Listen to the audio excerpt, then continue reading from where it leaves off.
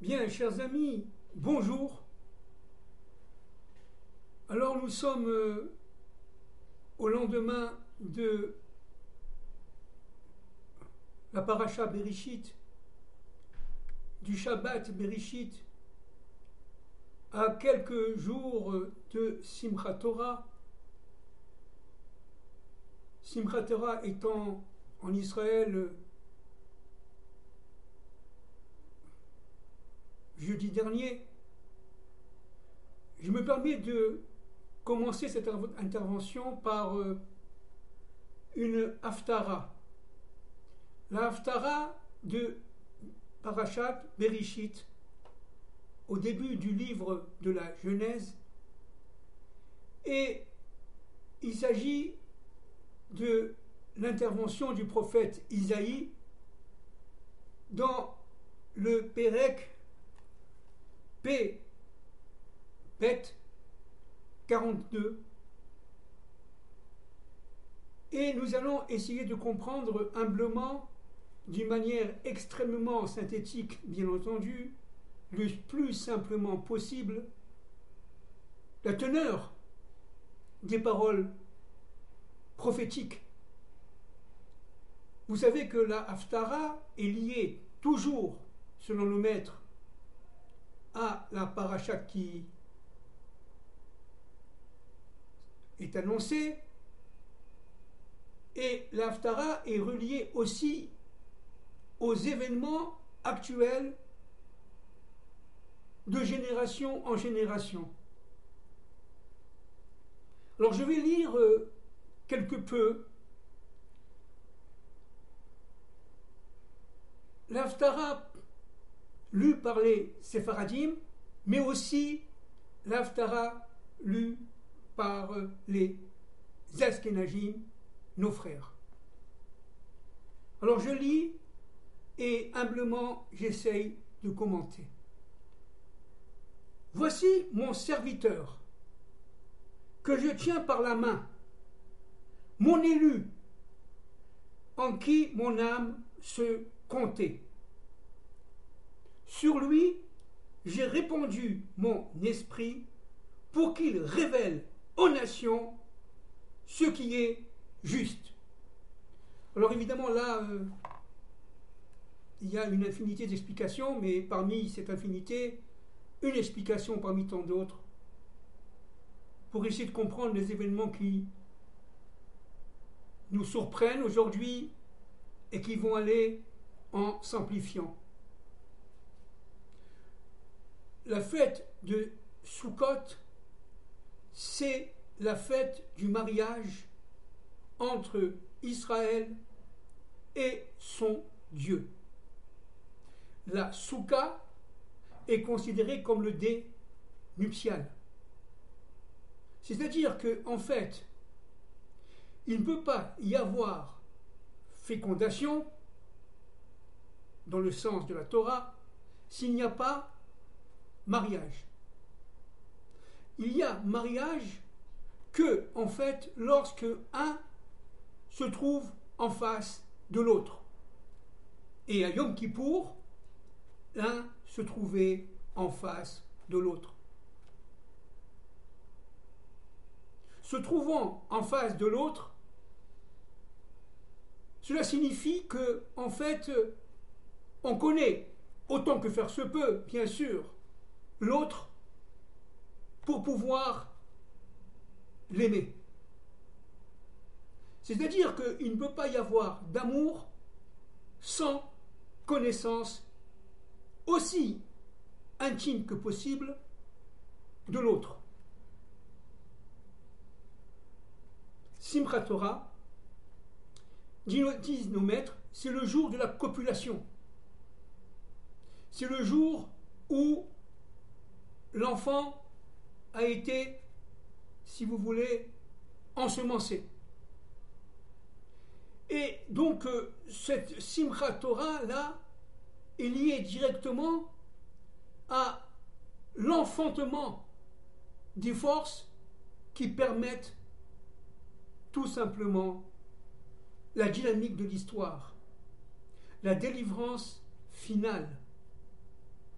cette dynamique de l'histoire, cette délivrance finale, ne peut survenir que si Israël devient l'épouse de Dieu. Si Chava répare sa faute, Ève répare sa faute et Adam la reprend comme épouse. Israël, dans cet exemple-là, est féminin. Il reçoit la semence divine. Qu'est-ce que ça veut dire?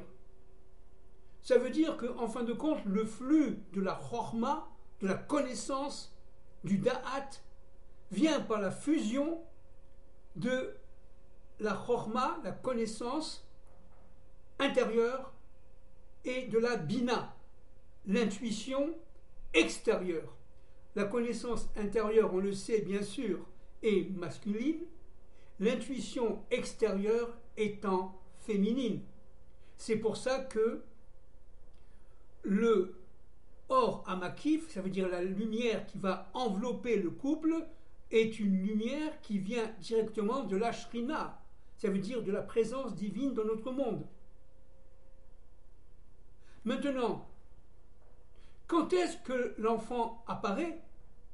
Il apparaît, disent nos maîtres dans le Zohar, le 7e jour de Pessah. Le 7e jour de Pessah, lors de l'ouverture de la mer Rouge, le bébé Israël sort. C'est-à-dire qu'en fin de compte, les douleurs de l'enfantement ont lieu pendant toutes ces périodes entre Simchat Torah, jour de la copulation, jusqu'à la sortie du bébé, la naissance du bébé, 9 mois plus tard. C'est-à-dire que les eaux de la mer Rouge sont les eaux de l'enfantement de la femme qui perd ses os, disent nos maîtres. C'est-à-dire qu'en fin de compte, dans la dynamique de l'histoire, il y a ici 3 constantes. Une première constante, Yom Kippour, c'est-à-dire l'un en face de l'autre. La deuxième constante, Sukkot, l'un va épouser l'autre. Et Simchat Torah, le 8e jour, ce qu'on appelle Shmini Atzeret, le 8e jour, il y a copulation, afin d'enfanter 9 mois plus tard, aux environs après le 7e jour de Pessah. Alors, qu'est-ce que ça veut dire? Ça veut dire qu'en fin de compte, le 8e jour de Shmini Atzeret est directement lié, disent nos maîtres, au jour de Shavuot, qui est le 8e jour par rapport à Pessah. Le chiffre 8 est lié directement à la surnature, on le sait, bien entendu, à la bina, on le sait, bien entendu. Alors, pourquoi c'est très important de lire cette Haftara? Parce que, je répète, j'ai répandu mon esprit pour qu'il révèle aux nations ce qui est juste. C'est-à-dire qu'en fin de compte, les nations, sans Israël, sont tout simplement perdues dans une justice qui est une justice superficielle, artificielle, donc équivoque. Israël va donner la perception du tzedek, de la justice, aux nations, en lui donnant les règles de fonctionnement des lois. C'est-à-dire qu'en fin de compte, la justice étant liée aux forces de Elohim, cette justice-là, cette justice de type naturel, ne peut prendre toute sa force que si Israël relie cette justice d'Elohim à la justice du Dieu un maître de l'histoire du Kevavke. De manière à ce que le juge puisse être un juge moral, le plus équitable possible. Il juge en toute équité, il ne va pas favoriser le pauvre par rapport au riche, par exemple. Puis, une fois le principe de justice établi, il va tout simplement, avec le chesed, avec la miséricorde, il va accorder un bienfait à celui qui est condamné. C'est-à-dire qu'en fin de compte, là c'est très important, sans Israël, le monde court à sa perte. Les nations courent à leur perte. Pourquoi? Parce qu'elles n'ont pas la clé qui permette à la justice et la morale de s'unir. Une justice des nations sans l'intervention de Dieu dans la vie des hommes est une justice qui va vers l'iniquité et vers l'immoralité absolue. C'est ce que nous vivons aujourd'hui d'ailleurs dans l'ensemble des cours de justice, j'allais dire presque du monde entier, y compris en Israël aujourd'hui, qui est aussi une nation. Je continue et regardez ce qu'il dit pour les Ashkénazim. Ainsi parle le Tout-Puissant, Pérec, paragraphe 5 du prophète Isaïe. Ainsi parle le Tout-Puissant, l'Éternel, qui a créé le ciel et l'a déployé, a étendu la terre et l'a fait produire, a donné la vie aux hommes qui la peuplent et un esprit à ceux qui la parcourent.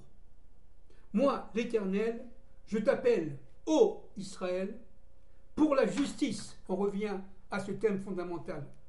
Je te prends par la main, je te protège, je t'établis en tant que peuple de l'Alliance, en tant que lumière pour les nations, pour éclairer les yeux aveugles, pour tirer le captif de sa gaule, du cachot, ceux qui vivent dans l'ombre. Je suis l'Éternel, c'est là mon nom. Alors, pour l'instant, je m'arrête là et j'essaie d'expliquer quelque peu, n'est-ce pas? Je te protège, dit Dieu. Nous vivons aujourd'hui une accélération du dévoilement de l'identité d'Israël. Et le gros problème des nations, c'est qu'elles, comme elles n'ont pas la clé de la compréhension, parce qu'elles n'ont pas reçu la Torah, alors elles ont l'impression que Israël d'aujourd'hui, c'est comme le juif errant d'il y a 2000 ou 3000 dernières années. Elles n'ont pas compris que le retour d'Israël sur sa terre est avant tout un parcours initiatique pour Israël, mais aussi pour les nations. C'est absolument un parcours identitaire de juifs errants, j'allais dire. Il est passé d'hébreu première phase. Cette hébreu première phase, eh bien, les nations n'en veulent pas. D'où la guerre d'indépendance en 1948. D'où la guerre de 1967.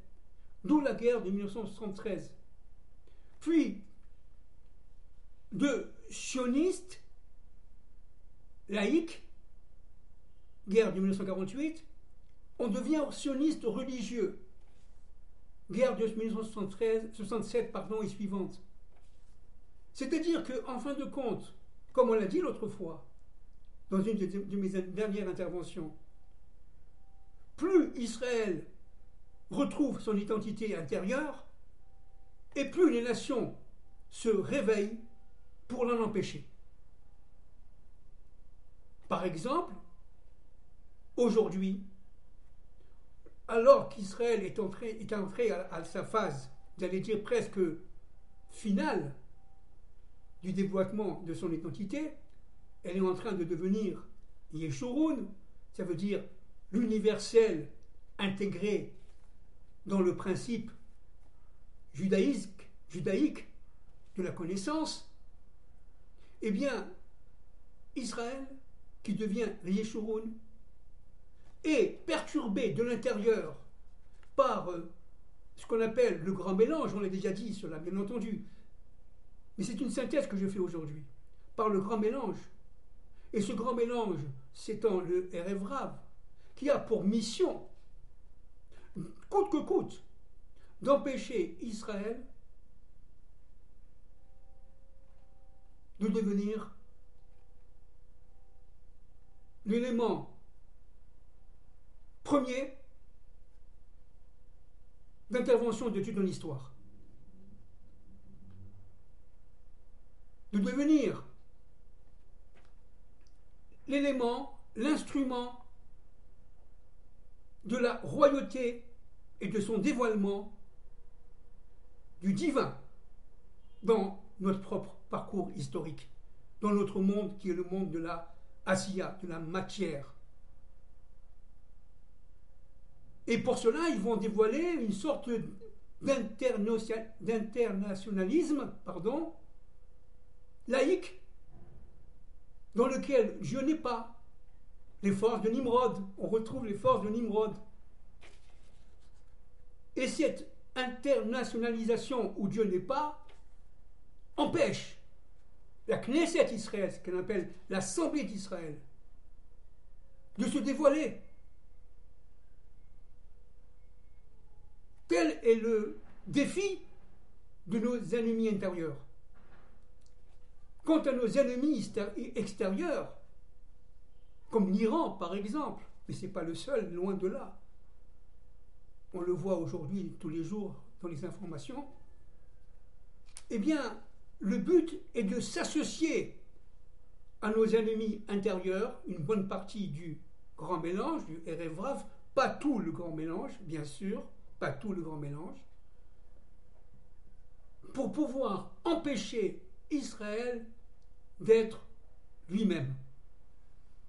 Et là, à ce niveau-là, je voudrais utiliser un langage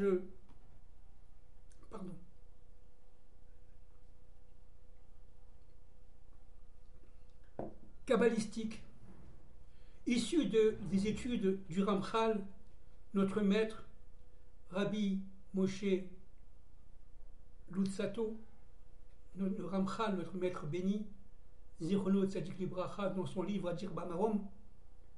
Je voudrais utiliser une idée qu'il a donnée à partir du Zohar, à partir du Rashbi, bien entendu, à partir de nos maîtres, qui est fondamentale.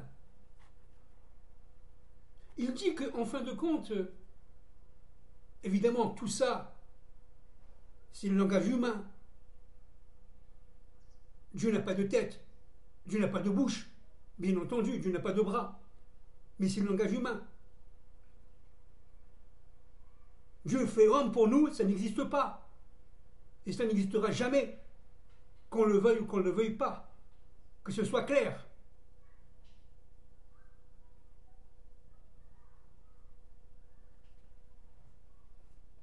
Bien avant la création, en dépassant l'infini de l'infini, il y a, dit notre maître le Ramchal, des millions de lumières qui se sont dévoilées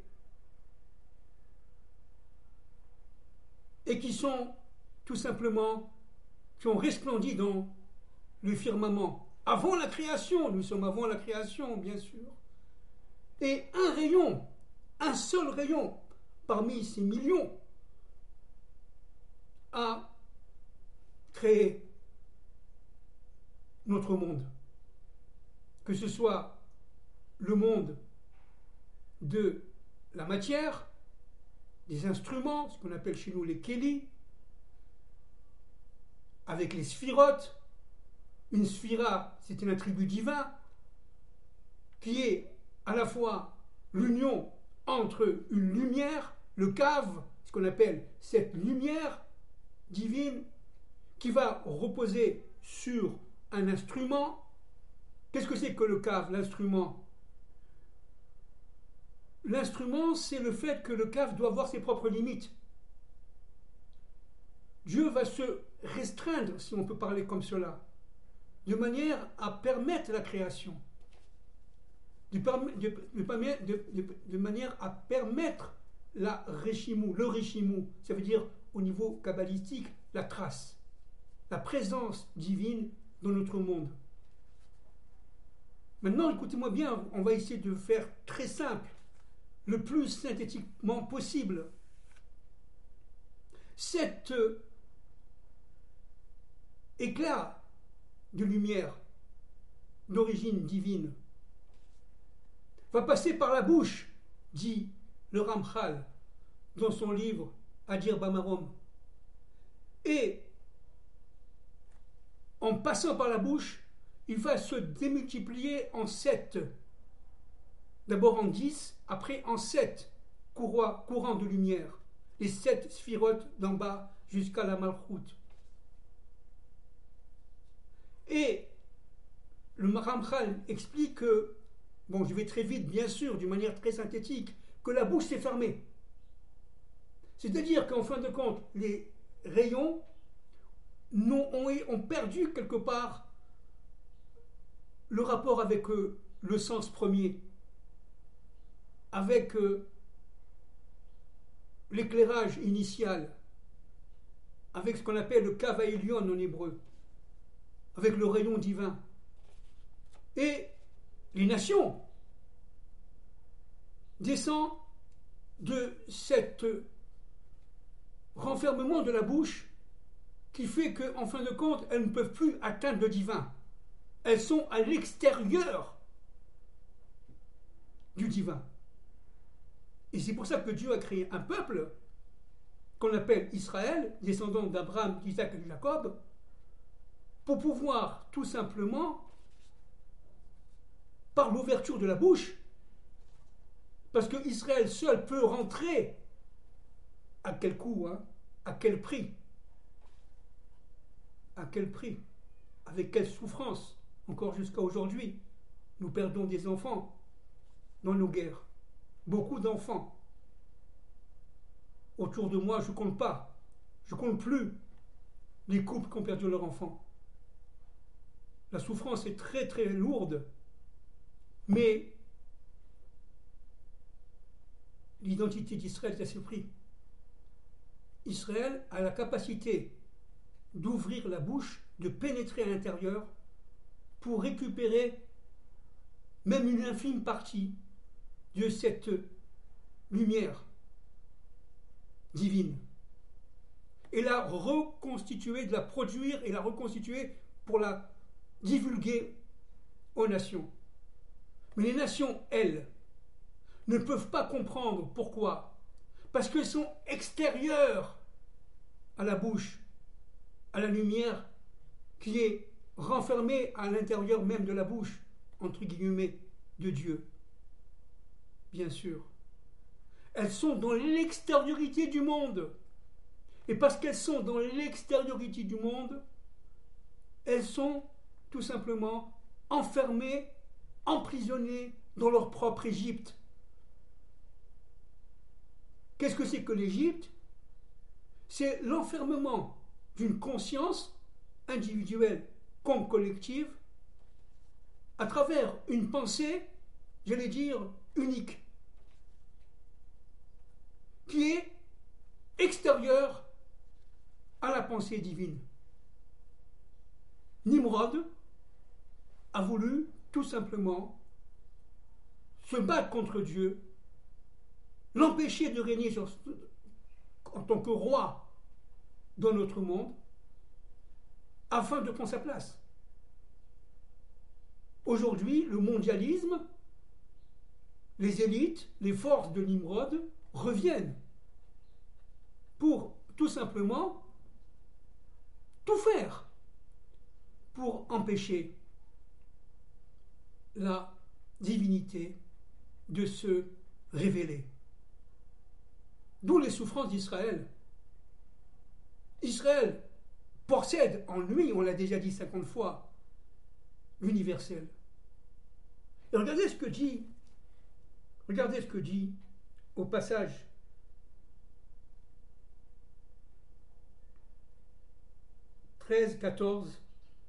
paragraphe 13-14 du prophète Isaïe, ok, 42. Regardez. Toujours l'Éternel se présente comme un héros. C'est pas moi qui le dis, hein, c'est le prophète Isaïe. Toujours l'Éternel se présente comme un héros. Tel un guerrier, il réveille son ardeur. Il gronde,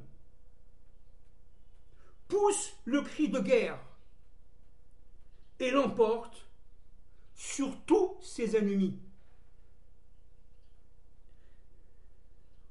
Longtemps, dit Dieu, à travers le prophète Isaïe, je me suis retenu. J'ai gardé le silence et je me suis contenu. Mais maintenant, je vais hurler comme une femme en travail. Et je continue à lire. D'un souffle, dit le maître de toutes choses, d'un souffle, je m'en vais tout dévaster. Oui, des ennemis, je m'en vais calciner les montagnes et les coteaux, dessécher toute leur verdure, changer les fleuves en désert et mettre à sac les étangs. Puis, je conduirai mon peuple aveugle, par un chemin à lui inconnu. Je le ferai cheminer par des sentiers par lui ignorés. Je changerai pour lui, écoutez bien s'il vous plaît, les ténèbres en lumière et les chemins tortueux en voies nivelées. Oui, tout cela je l'accomplirai sans rien en omettre. Alors, évidemment, vous avez tout le plan de l'histoire, et surtout le plan de la fin des temps, là. Hein. D'abord, un point fondamental. Derrière les ennemis d'Israël, il y a évidemment des forces obscures, et notamment, pas seulement, notamment Amalek. Comme on le sait, on répète, mais il faut le dire encore une fois. Amalek est le petit-fils d'Ésaü, le frère jumeau de Jacob, le fils de Isaac et de Rebecca. Ésaü, dans sa tourmente, dans ses besoins de plaisir, dans ses besoins de domination, dans ses besoins de surpuissance, devient Édom. Et Dieu va juger Édom. Le principe de justice de Dieu sera implacable. Pourquoi? Parce que Édom a tout fait dans l'histoire, pour empêcher Israël d'être lui-même, voire même de survivre. Et toutes les péripéties historiques le démontrent. Donc Dieu se présente ici comme un homme de guerre. À travers Tsahal, l'armée d'Israël, c'est Dieu qui combat. À travers nos ennemis, ce sont les forces amalécites qui combattent. Amalek, à travers l'Iran, à travers les forces d'Aman, essaye de provoquer l'anéantissement total d'Israël, de manière, écoutez-moi bien s'il vous plaît, à ce que le Pourim universel de l'histoire ne se fasse pas, ne se fasse jamais. Le but de l'Iran est d'empêcher, coûte que coûte, quand je dis l'Iran, bien entendu, je dis certaines élites, bien entendu, qui sont aujourd'hui au pouvoir, pour plus très longtemps d'ailleurs, d'empêcher, coûte que coûte, le plan de Dieu de se perdre dans le néant de l'histoire. Il s'agit des forces amalécites que Esther a combattues. Et ce qui se passe aujourd'hui, notamment la réplique de Tsahal à Téhéran hier soir, c'est que Israël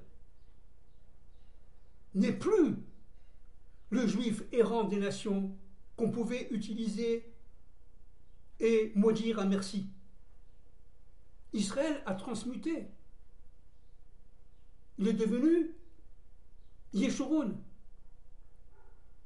Mais en devenant Yeshurun, il va faire intervenir les forces de Esther. Pourquoi? Parce que Esther, ça veut dire, on a déjà dit de nombreuses fois, les Astir, ça veut dire le Dieu caché, va se révéler. Et la force de Esther, c'est de faire passer, de transformer pardon, la malédiction en bénédiction.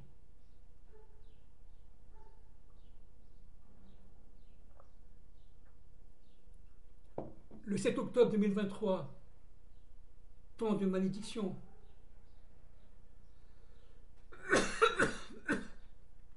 Les forces amalécites avaient le sentiment de victoire.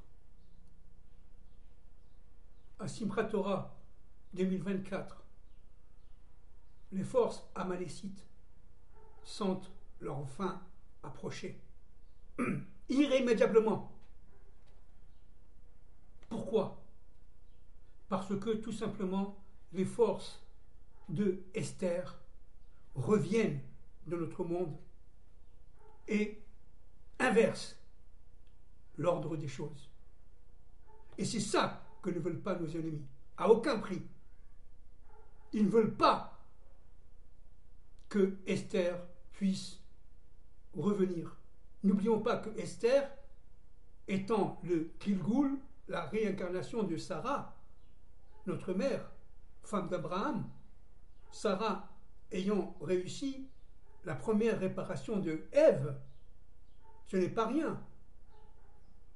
Ils ne veulent pas. Et c'est très intéressant, parce qu'il s'agit d'une ironie, j'allais dire, de l'histoire. Parmi les pilotes qui ont attaqué hier l'Iran, il y avait 2 femmes pilotes israéliennes. C'est-à-dire que, en fait, là, il y a une sorte de réparation de la faute de Ève. Ce qu'a fait Esther a été repris aujourd'hui, il y a quelques heures, par 2 femmes juives israéliennes, pilotes d'avion, qui ont attaqué une partie du complexe militaro-industriel de l'Iran, ça veut dire de la Perse, d'Aman, d'Amalek. Il faut bien comprendre ce que ça veut dire. Le message, il est ici redoutablement clair. Alors je continue.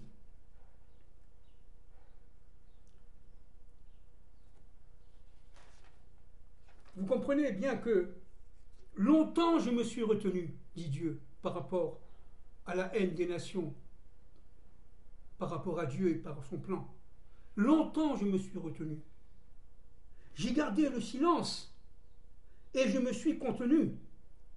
C'est-à-dire qu'en fin de compte, le fait que Dieu, qui est toujours présent, qui est immanent, qui est transcendant, qui est derrière toute pensée, soit resté silencieux, les nations, qui sont évidemment très affaiblies dans les méandres de leur propre Égypte, n'ont pas compris qu'il était toujours là, qu'il tout simplement s'est contenu parce que il a le chesed en lui. Yudke Vavke, c'est à la fois Elohim dans son extériorité et le chesed, la miséricorde, dans son intériorité. Hachem fait le lien entre les différents noms de Dieu. Et donc, il était là, il était présent, il était caché, il était tout simplement silencieux. Et les nations n'ont rien vu. Et les nations n'ont rien vu. Mais il faut vivre en Israël malgré les douleurs, malgré les souffrances de nos pertes, de nos enfants, de nos militaires, bien sûr. Mais il faut être ici en Israël pour comprendre et pour vivre les miracles que nous vivons. Des miracles inimaginables, extrêmement intenses. Regardez ce que dit Dieu. Je vais hurler comme une femme en travail. D'un souffle, je m'en vais tout dévaster. C'est-à-dire que ça va être extrêmement surprenant. Il va y avoir des inondations, des tremblements de terre. Il va y avoir des montagnes, je cite le prophète Isaïe, calcinées, des coteaux desséchés, des verdures desséchées. Il va changer les fleuves en désert. Ça veut dire qu'il va intervenir dans les forces de la nature de manière à bousculer, réveiller, autant que cela puisse être possible, ces malheureuses nations qui sont enfermées dans les méandres de la désinformation médiatique et de l'opulence tout à fait fantasmatique. Parce que lorsque Dieu va intervenir, et c'est incessamment sous peu, bien sûr, on n'est pas prophète, on peut se tromper, bien sûr, mais incessamment sous peu, il va intervenir. Il va tout simplement assécher les réfrigérateurs et les magasins. Parce qu'à partir de ce moment-là, les nations qui se sentent comme Nimrod, égales de Dieu, voire même supérieures, elles ont le sentiment tout simplement de leur échec et de leur ignominie. Puis, je conduirai mon peuple aveugle, mon peuple ça veut dire Israël, aveugle, par un chemin à lui inconnu. Enfin, c'est incroyable. Il a fallu en Israël qu'on passe par l'ensemble de l'évolution historique des systèmes. Comment est-ce possible? Quel est le rabbin qui a compris ça? Quel est le rabbin qui nous a annoncé cela? Qu'il fallait passer par le communisme, puis par le socialisme, puis par le libéralisme, puis par l'universalisme athée, puis par l'universalisme sacré, et j'en passe, etc., etc. Qu'il fallait passer directement par les exils de manière à prendre la connaissance des nations, de manière à l'injecter lors de la création d'Israël, et cela en quelques dizaines d'années. Il a fallu vivre le communisme en URSS. Il a fallu vivre le communisme en Europe de l'Est. Il a fallu vivre le capitalisme dans les pays occidentaux. Il a fallu vivre le féodalisme, par exemple, en France. Il a fallu vivre la royauté, par exemple, dans les pays musulmans, au roi du Maroc, par exemple. Pourquoi tout ça? Parce que Israël est un microcosme du monde. Et donc, aucun rabbin n'a eu, à part peut-être le Rav Kook, Tzadik Libracha et son fils, et quelques-uns, peut-être, n'a compris qu'il fallait passer par des voies tortueuses, par des chemins exactement ténébreux. Comment est-ce possible qu'un juif laïque qui s'appelle Théodore Benjamin Binyamin Herzl a eu cette capacité d'abord d'écrire un livre incroyable, inouï, qui a fait trembler plus d'un autour de lui. Un de ses amis les plus intimes, lorsqu'il a lu le livre, il s'est suicidé. Comment Herzl va avoir cette force intérieure pour pouvoir, à travers son livre, à travers ses écrits, il écrivait tous les jours, à travers l'international sioniste, le congrès de Bâle, et j'en passe. Comment Herzl a pu deviner que c'était le temps du retour d'Israël sur sa terre? Il était laïque. Les chemins de Dieu sont pour nous ténébreux. Et c'est intéressant, parce que Herzl est mort le 4 juillet 1904, il y a pratiquement 120 ans aujourd'hui. Nous sommes en 2024. Vous vous rendez compte combien de temps a vécu Moïse? 120 ans. Paracha Azinu, Paracha Vezot Aberacha. Il a vécu 120 ans. On retrouve le chiffre 120. Donc aujourd'hui, pour conclure, nous sommes à la fin du Mashiach ben Yosef. C'est-à-dire que les 120 ans de la faisabilité de l'État juif selon la vision de Herzl sont aujourd'hui accomplis. Et que nous allons rentrer dans un autre temps, qu'on appelle le temps du Messie, fils de David. Donc, le Mashiach ben Yosef de notre génération conduit les guerres tout autour d'Israël.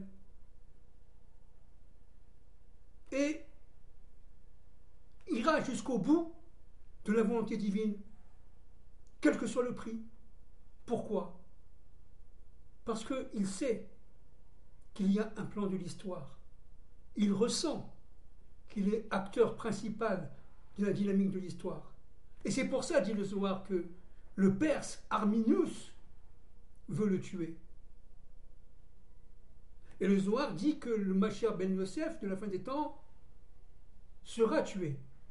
Mais nos maîtres, que ce soit notre maître Baba Saleh, que ce soit notre maître le Gaon de Vilna, que ce soit tous nos maîtres, disent que grâce à nos prières au fil des siècles, le Mashiach ben Yosef ne sera pas tué.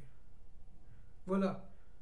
Nous sommes donc dans un temps immense de délivrance.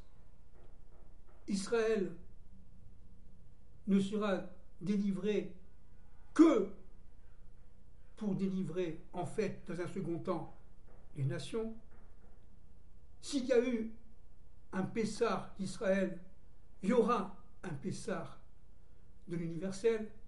S'il y a eu un Kippour d'Israël, il y aura un Kippour de l'universel. S'il y a eu un Purim d'Israël, il y aura un Purim de l'universel.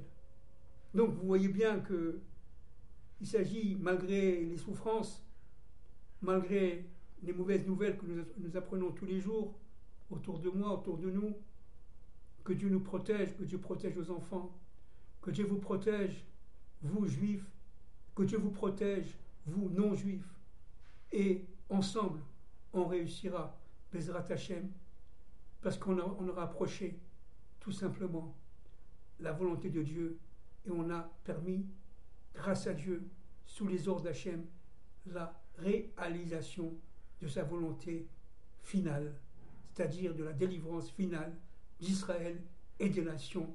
Merci beaucoup.